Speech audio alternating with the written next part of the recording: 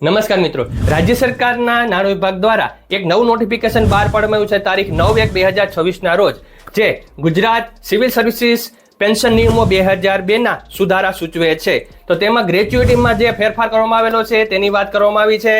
તો તેમાં કઈ કઈ કેડરને લાભ મળશે તેની આપણે ચર્ચા કરશું. તો વિડીયો છેલ્લે સુધી જરૂર જોજો, જેથી કરીને તમામ કર્મચારીઓને સ્પષ્ટ થઈ જશે કે કોને કોને લાભ મળશે. તો શરૂઆત કરીએ તો તમારી સામે તે નોટિફિકેશન આવી રહ્યું છે, જેમાં ગુજરાત સિવિલ સર્વિસીસ પેન્શન સુધારા નિયમો 2026 તરીકે તેને ઓળખવામાં આવશે અને ગ્રેચ્યુઇટીની મર્યાદાની તબક્કાવાર વધારો કરવામાં આવેલો છે, જેમાં 1 જાન્યુઆરી 2006 થી મર્યાદા 3.5 લાખથી વધારી 10 લાખ કરવામાં આવી છે.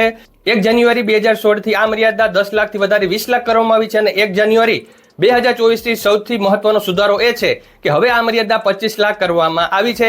અમલીકરણની તારીખની વાત કરીએ તો 25 લાખની નવી મર્યાદા 1 જાન્યુઆરી 2024 થી પ્રભાવી ગણાશે. હવે આ મિત્રો, આ નિયમ કોને લાગુ પડશે?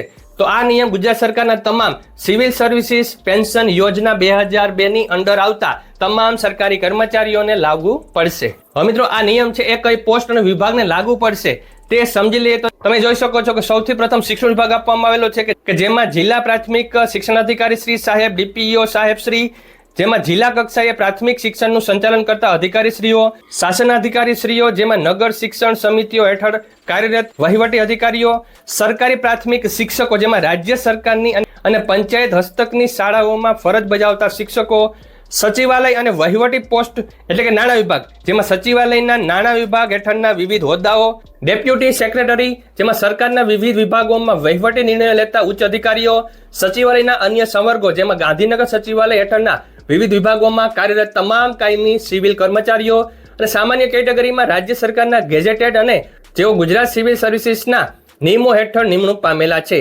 પંચાયત સેવાના કર્મચારીઓ, જેમાં પંચાયત હસ્તકની સેવાઓમાં જે કર્મચારીઓ રાજ્ય સરકારના પેન્શન નિયમોને પાત્ર છે તેઓ. અને ધ્યાન રાખવા જેવી બાબત એ છે કે આ નિયમો મુખ્યત્વે તે કર્મચારીને લાગુ પડશે જેમની ગ્રેચ્યુઇટી અને પેન્શનની ગણતરી ગુજરાત સિવિલ સર્વિસીસ પેન્શન નિયમો 2002 મુજબ થાય છે. અને તાજેતરમાં જે સુધારો કરવામાં આવેલો છે તે મુજબ આ તમામ પોસ્ટના કર્મચારીઓની ગ્રેચ્યુઇટી 20 લાખથી વધારી 25 લાખ કરી દેવામાં આવી છે. તો આ એક ગુડ ન્યૂઝ છે, તમામ કર્મચારીઓ સુધી જરૂર પહોંચાડજો.